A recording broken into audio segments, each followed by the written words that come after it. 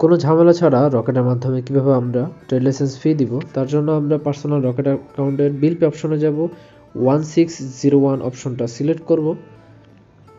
তারপর আমরা trade licence ফি দেওয়ার জন্য নারায়ণগঞ্জ সিটি কর্পোরেশন অপশন পেয়ে যাব। তারপর আমাদের ট্র্যাকিং নাম্বারটা বসাবো। এরপর আমাদের একটা পার্সোনাল নাম্বার দিব, যেটাতে আমরা চাই বিল পরিশোধ করার পরে মেসেজ আসুক। সঠিক নাম্বারটি বসানোর পরে আমরা ভ্যালিডেট অপশন প্রেস করব। তারপর যে পরিমাণ ফি আমরা দিতে হবে সেটা স্ক্রিনে দেখা যাবে। এরপর আমরা আমাদের অ্যাকাউন্টে পিন নাম্বারটি দিয়ে পেমেন্টটি কনফার্ম করব। পেমেন্টটি কমপ্লিট করার পরে আমরা অনলাইন জেনারেটেড একটি পে রিসিপ্ট পাবো। এটা আমরা চাইলে ফোনে সেভ করে রাখতে পারি, এছাড়াও চাইলে আমরা এটা প্রিন্ট করে রাখতে পারি। পেমেন্ট কমপ্লিট করার 1 থেকে 2 দিনের মধ্যে সিটি কর্পোরেশন থেকে আমাদের ফোন নাম্বারে একটি মেসেজ আসবে। এরপরেই আমরা চাইলে আপডেটেড ট্রেড লাইসেন্সটি প্রিন্ট করতে পারি।